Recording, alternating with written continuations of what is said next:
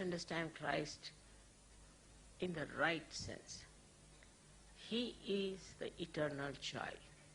He is the innocence itself. He is the source of innocence, and He is the bestower of all blessings in all chakras.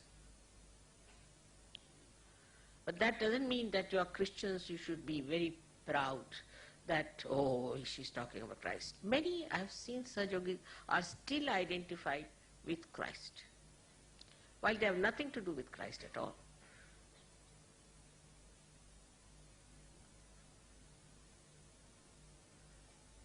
Now one has to understand that how Christ in His miraculous life has shown so many miracles. First of all, His birth was immaculate. A kind of birth immaculate. They are beyond sins. They are special people. They may come as human beings, they may come as angels, they may come as anything. They are divine, and we should understand that this little brain of ours cannot discuss about them and talk about them, but is to just surrender and worship them. They are much beyond us. So for the Western mind, it is important to understand that the life of Christ was such a blessing for them that they have lost it, they have wasted it, and they have never understood how to respect it. The whole thing became like a political, economical, nonsensical fraud.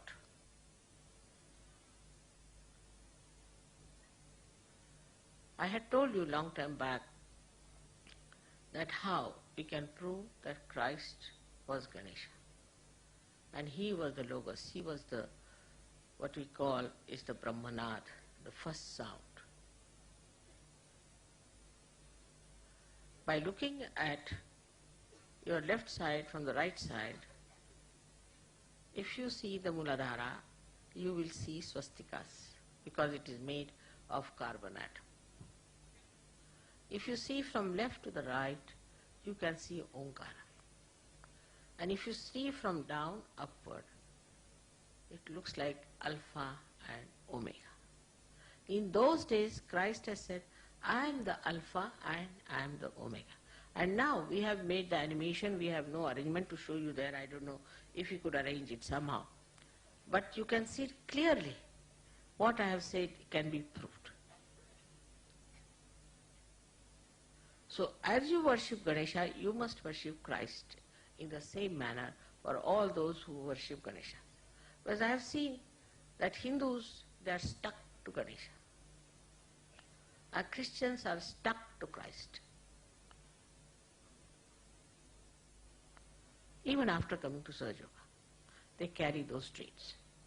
Ganesha is all right up to a point, and then it is important we must pray to His incarnation, that is Christ.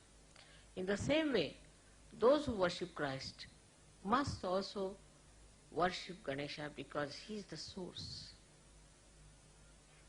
He is the potential of Christ. All this was in the divine plan, done with divine discretion. Everything was done so beautifully.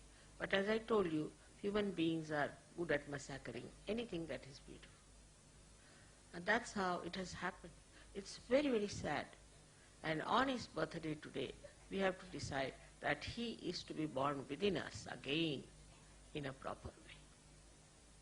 That he is the Alpha and the Omega. At that time of his time, I didn't know that anybody knew about these symbols.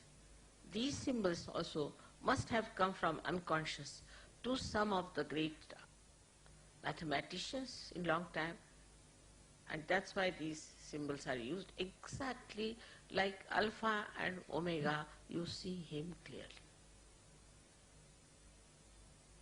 It is so clear-cut now in surgery. We can prove so many things, all tangible. How Christ used to cure people. What did he do? It's all tangible. We can prove it now in surgery. how it works, how these powers work.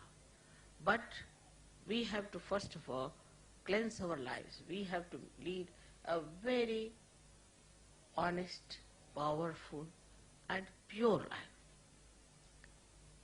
I have seen those stalls outside. I told them not to put up any stalls here because they are making profit for themselves, not for sadhu. Once Christ saw like that and he took a hunter and hit all of them. No, I can't do that. One should not encourage these people. It's not a shopping center. You have come for meditation. It's all right if you need anything. We have bought things for you. If you buy them, there might be little profit, may not be, but that will go to sadhu. It's not going to be used for any private purpose. But these people from outside come and put up a stall and you all run about. Means you are still hanging around with that thing. You have come here for what?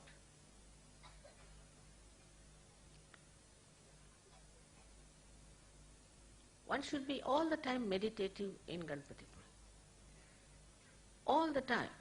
You should be in a meditative condition and shouldn't get to these mundane things which you always do, outside also.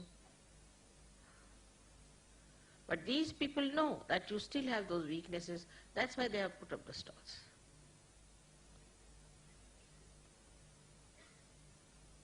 Leaders should stop all this nonsense. I have told not to eat outside. Last time all of you suffered because of that. But still the stalls are on. That means they know there are some culprits who would like to buy things from them and get sick and bring bad name to sadhu. So the first thing of Ganesha is that wisdom. And that wisdom we see in the life of Christ. From the very beginning, he was so confident of it, that at the age of 12 years, he went and talked to these Parsis, means the people who were priests. We still have priests and mullahs and these bhajis and all of them, these so-called dharma martandas all over. But he went and argued with them at that young age. And he must be saying, what are you doing here? What is this? What are you talking? All lip service. He was discussing and talking to them, but his parents perhaps were frightened that these people might kill him, so they brought him to India. He came to India for wisdom. I don't know where is that wisdom missing now from Indians. But must be this country was full of wisdom when he came and stayed in India. And we have lots of memories about him. Even the King Shalivahana met him. It's described in his book that he met a man in Kashmir who was very saintly, and he asked him, what's your name? He said, my name is Isa. See now, imagine, Isa. E is the word used in Vedas for the Adishakti. Sa means with. He said, my name is Isa. He said, from what country you come? He said, I come from a country which is foreign to me, and this is my country. So this India, the Bharat, the Hindustan, was the country of spirituality. And one should not try to compete and feel inferior to other countries who have gone up materially higher. You don't know where they are. But we should be spiritually higher. That's what Christ said. This is my own country. It's clearly written. That means Christ recognized that this country of spirituality is his own. So we belong to that country of spirituality and not to the materialistic or to the mundane or the baser type of life.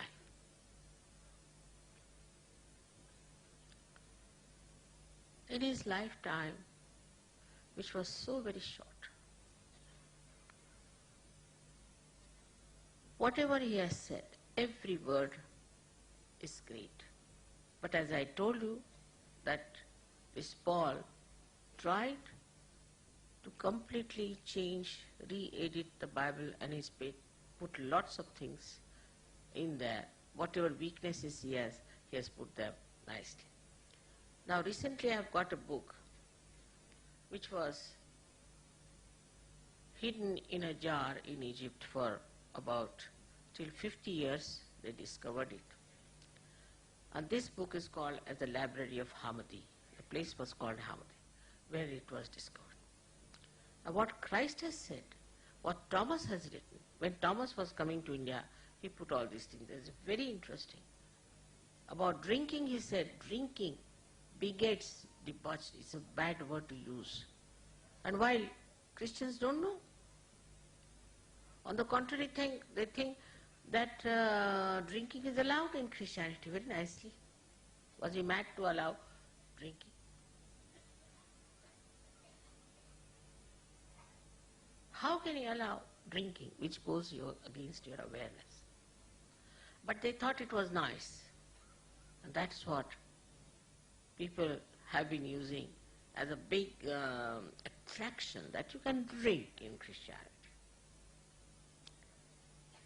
So in the other religion, like Catholic religion, you could have only once the marriage.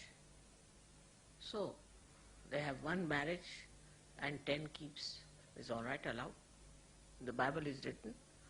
Only you can have one marriage, you cannot divorce. So do what you like. No sense of morality. And everything came like a derailment towards themselves. They accepted one after another all kinds of nonsense. And the basic thing of Christ's life is morality. He's on the left side, as you can see from Sri Ganesha. And then he establishes himself at Agra. But morality is the essence of his life. What we call in Indian language is character.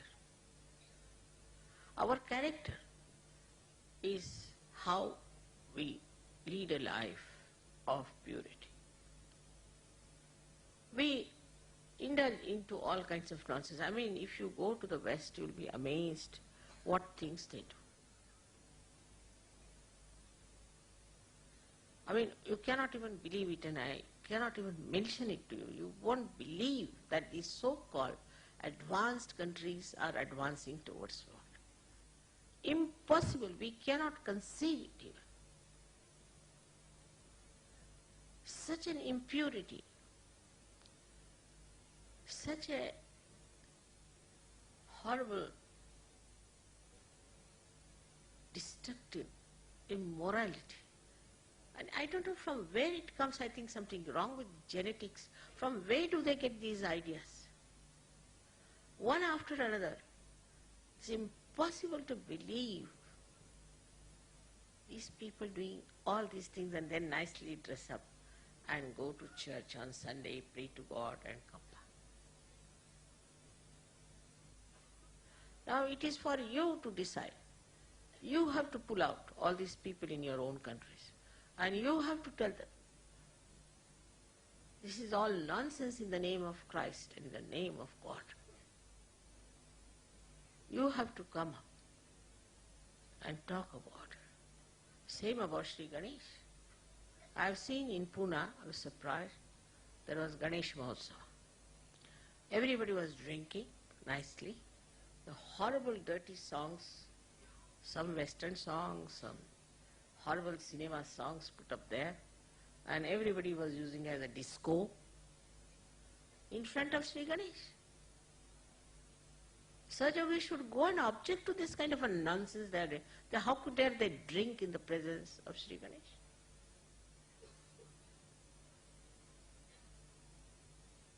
No wisdom of Sri Ganesha, no respect for his auspiciousness. Now, not only drinking, doing all kinds of things.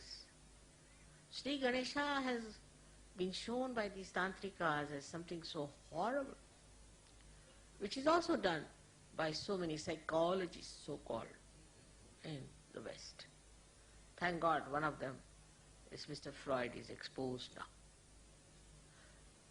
So the another quality of Ganesha is shown in Christ's life is the devotion to Mother. In that book, Mary is telling them about knowledge. But this Paul objects to it.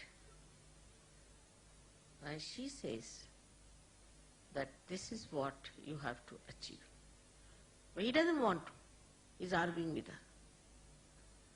But then Thomas said that what Christ has said on the cross, behold the mother. She is the mother of Christ. And how dare you insult her? But just the opposite, Paul never respected women. So he he called her as just a woman. No respect. For Mahalakshmi, no respect. Can you imagine? Just a woman. And a big controversy going on these so-called advanced people, whether the women should be ordained as priests or not. We think we are very backward, but I think we are so backward in religion. Nonsense. We had Gargi, Maitreyi, such people here. And we respect the mother as the Adi Shakti. She is the one, we call her, the one who has created us. She is the one who looks after us. For us, she is important, Shakti is important. They don't call her Shakti, but a woman. And supposed to be very advanced people. And all other nonsense they do in the name of advancement, it's impossible to tell. So my words fall short, feel so ashamed in the name of Christ. Today now when we are celebrating the pure life of Christ, He came on this earth. They can't believe that He could have been so pure. A criminal cannot believe that others could be non-criminal. So we have to, within ourselves, see if we have developed that purity of mind that expresses through our eyes. Eyes have to become innocent. Otherwise they have no effect. If you are hankering after attracting other people and charming other people and all that, you are not a Sahaja. There's no need. Once the light is within yourself, people will know. As Sahajogis, you have to have the light of Christ in your own life. He was a young man who came on this earth. And how he did. He had nothing to do with Mary Magdalene, who was a prostitute. But he stood by truth. And when people started stoning her, he stood up and said, those who have not committed any sin can throw the stone at me. What a strength of truth. So not that only he was a pure personality, but purity also is expressed in truth. And his compassion and love. Such compassion he has expressed. Such compassion. I think Sri Ganesha got a little transformation. Sri Ganesha is definitely very compassionate to people who are worshipping him. But those who go against them, he hits them hard. He doesn't spare. They have to suffer. AIDS, this, that, everything comes. But those who are pure people, Sri Ganesha protects. But Christ is compassionate, he forgives. Because he believes that there could be a transformation. At the level of Sri Ganesha, he thinks it's better that let them be killed and be born again, because they're so impure. But Christ had hopes that he can transform people. But he could not. They crucified him. What wonderful people they must have been to crucify Christ. Brainless, we should call them. Absolutely without any understanding about spirituality. Very insensitive to true knowledge. So for Sahaja Yoga, only the wise can follow. It is not meant for stupid, idiotic people, nor it is meant for very smart ones. Some people think they are very smart because they are successful in life, they can say some smart sentences, they can say something very outstandingly, very sharp. It's not meant for that. For that Christ has said, meek in heart will inherit the earth. Meek in heart. Not those who think too much of themselves, but who are meek in heart will inherit the earth. Among Sahaja Yogis also, only those who are meek in heart will inherit the blessings of Mother. You have to be meek.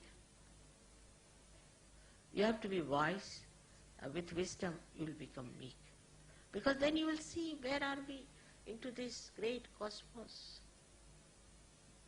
That you will feel that you have entered into this kingdom of God. For what? How? How have we come here? How have we entered here? So many tried, thousands of years, sacrificing this, sacrificing that, standing on their heads, fasting. How is it suddenly we got this blessing? How are we there? When we start looking at this, we become meek. It's the blessing, it's the grace. It's not through our ego, through our conditioning, but it's just the grace, the compassion, the love, the Sandra Karuna. And then you enjoy your transformed life, the new dimension of spirituality, which is in reality. Now you know reality, you know totality, you know everything. But those who have not known themselves have not become Sahaja Yogis.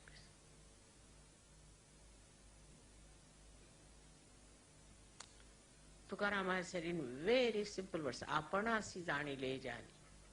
The one who has known himself is the last one. You can judge the chakras of others, but you can't judge your own chakras. You can introspect others, you can judge others, but you cannot judge yourself. If you know everything about others, but about yourself you don't know anything, then you are not Sahaja Yogi. First thing you must know yourself. What sort of a ego stuff I am doing? What sort of a conditioning I have got? Even now, people have so many conditionings. So there's a new discipline of Sahaja Yoga. In the new discipline, you have to be meek, humble, and you have to be wise. Every step of yours, every talk of yours, everything should express wisdom. And the search discipline, which automatically stops you from doing wrong things. Now say I am walking down and some lady suddenly falls at my feet. Without even understanding that I am just walking, I may fall down or catches hold of my feet. It's all self-oriented. I should see Mother, I should go and meet her, I touched her feet. It's all ego. A Sahajogi stands in the back. Real Sahajogi is at the back. From there he can enjoy because he knows I am everywhere. He doesn't want to see me, nothing. Just like this, standing. He doesn't force his way in any way. Mother is here. But this is what it is, Christ has said. Meek in heart. There's a very big word, meek. And people don't understand meek. Because in the West, if you are meek, people say you are weak. You have to be aggressive.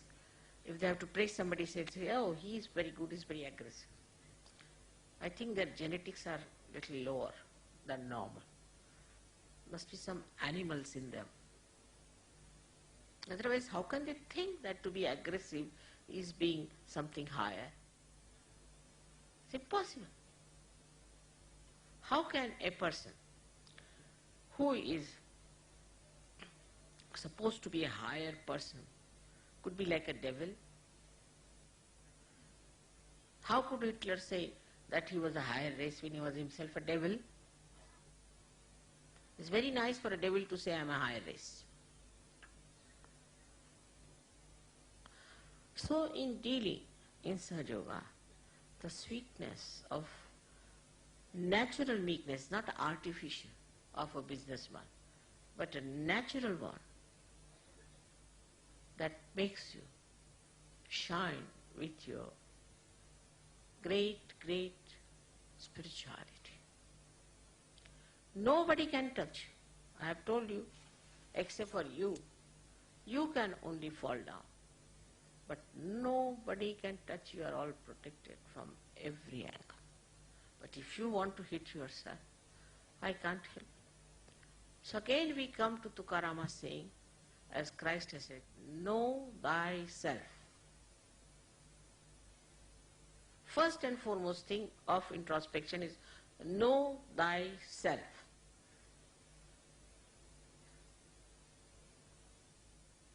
What you are doing, are you trying to look at yourself or not? He has also said that we see a big beam into the eyes of others, then it's all right. But the beam is in your eyes, and you start seeing the beam in others' eyes, and that's the point. So in your meditation, you have to sit down and first of all introspect. O Christ, O Sri Ganesha, please give me wisdom to see myself and understand what's wrong. And understand where do I lack all the qualities of a good surgeon. Just to meditate, and you'll feel so happy, so joyous, because virtue within you gives you joy. But you don't say, I'm virtuous, you don't say that. But the virtue within you, when you discover, that gives you joy, and not your bad qualities and your hankerings, your lust and greed. No, it does not.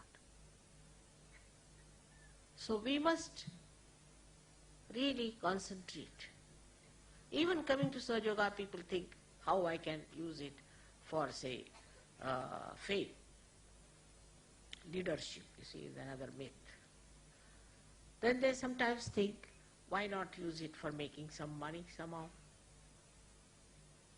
Some sort of a business they start. Don't do any business with Sahaja Yoga or Sahaja. I've told 100 times. If you do it, you'll be in trouble. And then don't come and tell me the trouble. Sahaja Yoga is only God's business. That's all. Everything that you are doing is for God. And that's why you are doing it for yourself. So introspection is very important. Criticizing others should be less. Criticizing yourself and laughing at yourself is the best. I laugh at myself many a times and say many things like that, if you have noticed. That makes life so interesting.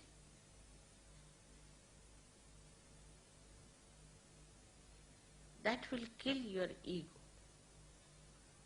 How I am trying to assert myself, and where is the meekness that Christ has talked about? It is a natural goodness within us.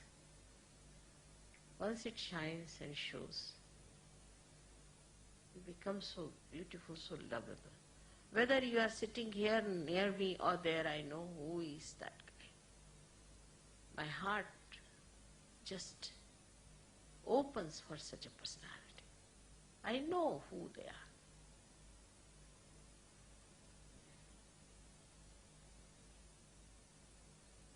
But even if I know, I will never tell you. It is better that you know yourself. Know thyself is his message. In the real way, not with deception. Because you are deceiving yourself. Whom are you deceiving? Know thyself without any deception. Without any lies. With full concentration. See where is your attention going. That's how you are going to rise. You are not going to rise by seeing the defects of others, but you are going to rise only by seeing your own defects. Exactly this what Christ has said. I am telling you in very, very simple words. Then he has said, love thy neighbor as thyself, which is a very, very big thing to say. Now it is only possible in such way, because you are collective. Those who are not collective, how can they love their neighbor? I mean, who is the neighbor then? Nobody is a neighbor. They are outsiders. But as soon as you become collective, see today there are 55 nations. They are also collective, so moral, so beautiful, no complications, nothing. I am so overjoyed to see that. But to make it perfect, we should introspect. Socially, collectively, you people have improved a lot. But also individually, within yourself, you have to improve for your own goodness. So on this great occasion, we have to celebrate, because really such a great amount of work was done by Christ, though neutralized by these horrible priests, which is done in every country, in every religion. But now we should take a vow to save others who are taking the name of Christ and doing something just the opposite. If it could be done, if it could be achieved through your lives, Christ's work has been done. You have to now express Christ through your life. This is what it is. Through your life you can express it. Through the purity, through the meekness, through the compassion and the wisdom of Christ. Absolutely fearless was he. And that's why you have to be fearless, because you have to be only afraid of God and nobody else. That's all. And if you have done nothing wrong, there's nothing to be afraid of God also, because he loves you very much. So be clear-cut about everything. Be understanding. You are all lovable people, no doubt. But you should be such that you can adore yourself and love yourself because of the virtues you have. May God bless you all.